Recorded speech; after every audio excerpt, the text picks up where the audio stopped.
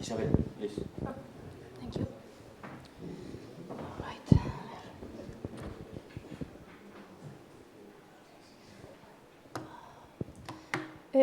All right, good morning. This is going to be a presentation about absolute measurement in the transformer domain of a high sensitivity, low cost interferometric sensor.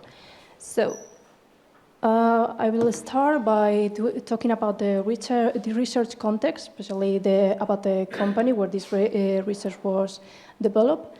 And I will mention the previous work that was the catalyst for this research. Then I will talk about the sensors, the experimental setup, the interaction techniques we use, and the results we obtained.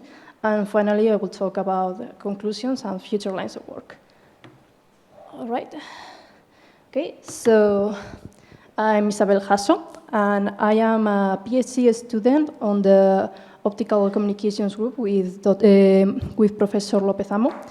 But my PhD is actually a special type. It's what is called an industrial PhD, which means that instead of just developing my research within the context of the university, I'm actually doing research for a company called Menditech. So, Menditech is a company that was started back in 2021, and it was promoted by researchers of the optical communications groups here in the University of Navarra, meaning that it's a spin-off that was created to transfer this knowledge into society. So, why did this group of researchers decided to create this company? Well, it was mostly because of the explosion we have experimented in fiber optic-based communications over the last decades. In case you don't know, right now there are currently 5,000 million kilometers of optical fiber cable deployed all over the world for optical fiber-based communications. So what this explosion means that this technology is no longer a niche market. This is actually a mature technology that is being used all over the world. So the hardware used to exploit this technology has experimented a very high lowering of the costs. So it's now the time to start implementing this in the fiber optic technology for sensing, not just in the lab, but actually in the industry. So we have a few projects based on on already developed technologies such as FVGs, fiber Bragg ratings. This is actually the project that Professor López Amo mentioned at the beginning. This is, we use fiber Bragg ratings to measure monitoring traffic in asphalt in urban environments. So using the fiber Bragg ratings, we can see when a truck drives through the road, and we can see how the load of the truck gets distributed through the asphalt and how it affects the structural integrity of the asphalt itself. Because asphalt roads get damaged, especially by heavy loads of trucks. Okay. We also use FVGs for stream monitoring. This was actually started as a service that a company here called Nordex asked for. So this company uses electrolyte machines to produce hydrogen, and they wanted to monitor the formation of the bolts on this machine. So we started doing measuring campaigns on their machines. Eventually, we actually started collaborating with another company called Laneco, which is a bolt manufacturer here in Navarra, and we created a special type of bolt that is capable of constantly monitoring the strain this bolt is placed under. We also have projects using distributing sensing, concretely DAS and DTAs. We have DAS and DTAs deployed in a highway between Bilbao and San Sebastián, where we're using to measure traffic flow and also temperature changes. So this company does not only use already developed technologies such as or fiberglass ratings or the DAS. We actually create our own technology. For example, this is our proprietary technology of vibration detectors for traffic sensing. So, in fact, we have, this is 14 sensing stations placed around the campus in this picture over here. But we are in this, we are in this building right now, and there is a sensing station right across the road. So if you want to have a look at after the presentation, you are welcome to do so. So apart from, this is in urban environments, but we also have deployed this type of sensor in a highway, specifically in the AP8 in Bilbao. We have a sensing station right there, and we are constantly monitoring the traffic flow in this highway. So if any of you came from Bilbao this week, we have you there. We are constantly monitoring the traffic flow in these areas. We are not getting just number of vehicles. We are also getting data from these vehicles itself, meaning we can see their speed, their acceleration, the number of wheels they have, the distance between the wheels. And we are currently developing a weighted motion algorithm using these sensors. In fact, this peak over here on the 12th in the morning, that's the UEFA Europa League finales. These are all the people coming back from San Mamés to Pamplona. So in this context, like I said, one of the main motivations for the creation of this company was the lowering of the cost of optical technology. But this usually has translated especially in lowering prices for photo detectors and lasers. But some of the devices that we use for sensing have not experienced this type of cost lowering. For example, reflectors, particularly retroreflectors, reflectors used to send the signal back through the same fiber it has come from. These are quite expensive because they are made usually from precious materials such as silver and gold. And they also are quite unwieldy. This is, for example, this is a retroreflector from Tor Labs. As you can see, it's quite big and it's kind of unwieldy if you want to, especially if you want to attach the fiber to curved structures. So our objective was to create retroreflectors on the end of fiber that were cheaper and smaller and more manageable to be able to place them in curved structures. There is actually a chemical reaction you can use to create this type of reflector that gives really good results, which is mixing silver nitrate with ammonia and glucose. The problem is that this silver nitrate, as I said before, is quite expensive. Also, most of the silver nitrate obtained during this reaction gets deposited on the container instead of on the fiber. So there is a lot of wasted material there. So in order to solve this problem, we had a hypothesis. Our hypothesis was that we could use generally available commercial pigments to dip in the fiber and create low-cost, high-reflectivity reflectors at the end of the fiber. So in order to check this hypothesis, we took a wide selection of different commercially available paints with different characteristics, different particle sizes, different solvent types, different application methods, and we compared the results from all these different paints. So what we found out is that it's indeed possible to create very high reflectivity mirrors at the end of the fiber using this type of paints, as long as you take into account a few conditions. Firstly, the solvent has to be organic. Inorganic solvents don't have the best deposition rate. Also, the particles has to be quite small, preferable under 10 nanometers. And also, the quality of the clip at the end of the fiber is quite important. If the clip is not uniform enough, or is not quite perpendicular to the axis of the fiber, it doesn't matter what type of paint you get, you are not going to get any reflectivity out of it. So using paints that took these conditions into account, we managed to obtain reflectivities that were up to 90% of what will you get from a standard gold mirror, as you can see here in this graph. So, in conclusion, it is indeed possible to achieve high reflectivity fiber optic mirrors at the end of the fiber using commercially available low-cost metallic pigments.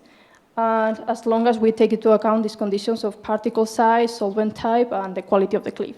And this research was published at the European Workshop of Optical Fiber. There is a QR if you want to check the report.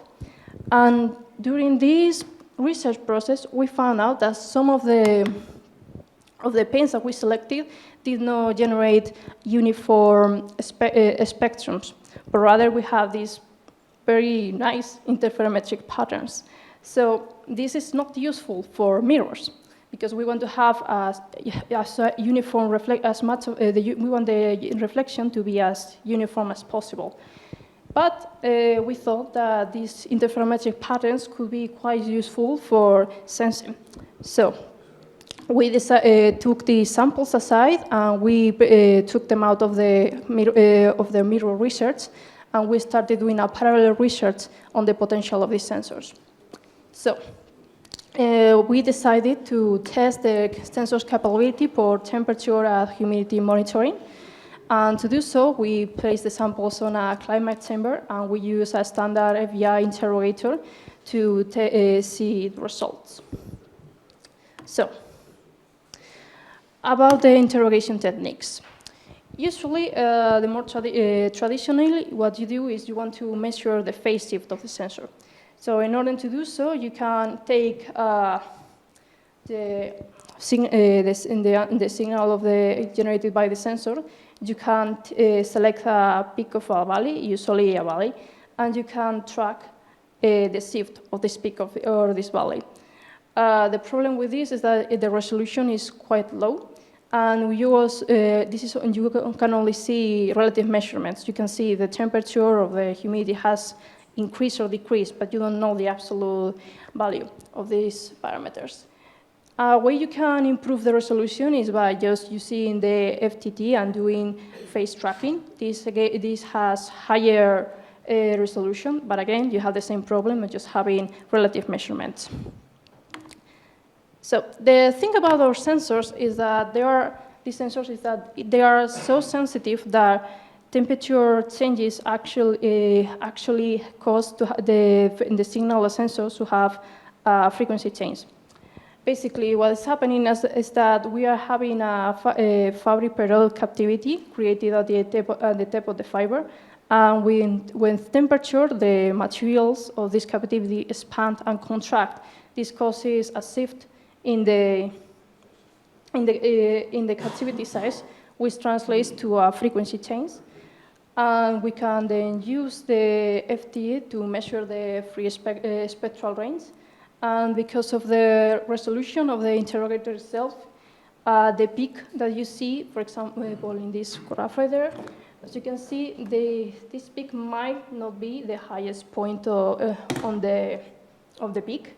So we use centroid calculation to get the standard in the fundamental frequency.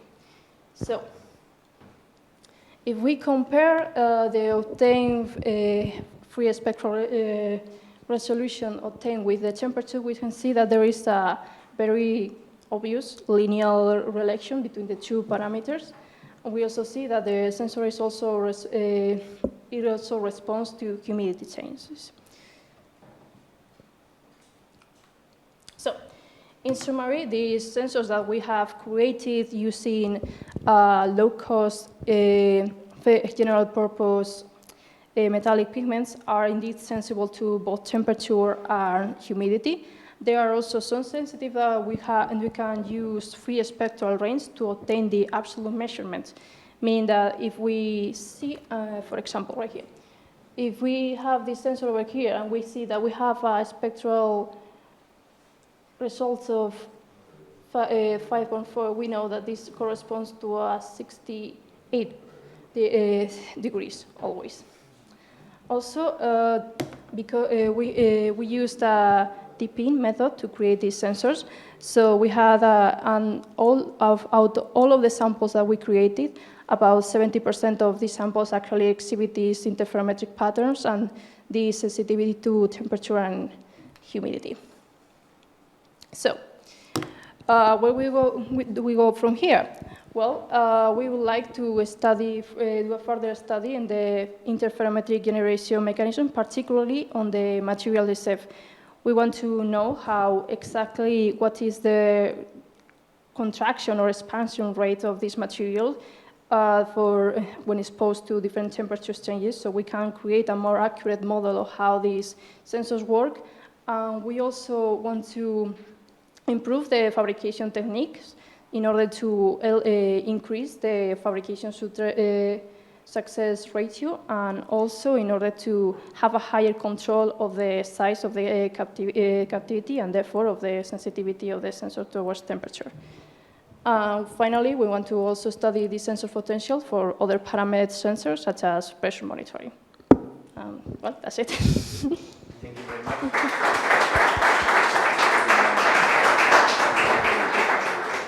So we have time for a few questions from the audience. Any question? Please. Very nice talk.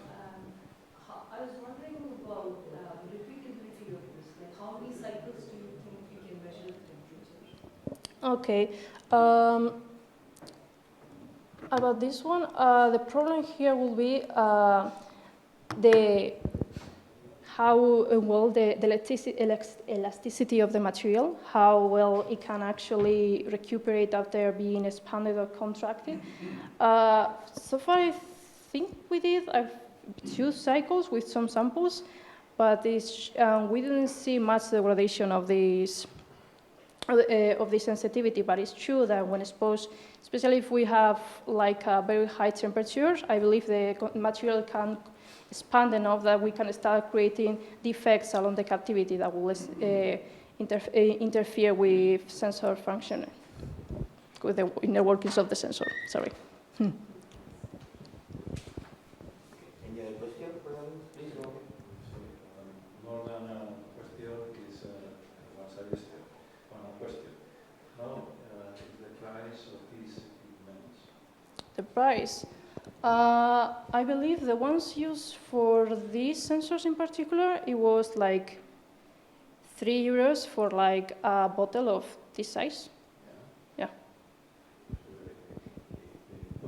Give the possibility to find a lot of fibers. Yes, because you are just dipping the fiber, so the amount you are using for each fiber is very small.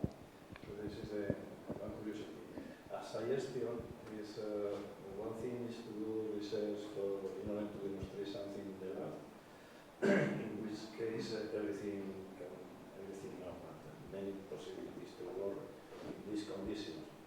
But as you are working in a company, under the point of view of real field, in this case it's strictly necessary to characterize in lab time of these materials, every material. Okay? So a suggestion is I suggest that we plan to do a campaign of research in order to get accelerated data by doing accelerated trials in the labs. For instance, using climate chambers in order to increase in very short time what is going to happen in very long time. Okay, this is called accelerated trials. Because it's necessary to know how is the behavior of these metallic pigments with the time and even with different environments. Okay. In opposite case, you go to the real world, you have enormous risk that something in some moment unknown is going to be doing malfunctions. Okay. And the other suggestion is, I think that is very interesting that you do the characterization in wavelengths, Mhm. okay, the spectrum, of the behavior of these pigments, in order to have data, because maybe you can use in one wavelength, maybe the reflectivity is 88%, if you use IST, but maybe in other wavelengths you have only 10% or something like that. So it's IST, only IST. Hmm. Those are very nice suggestions. Thank you very much. Any other question for the audience? So let's come speaker again.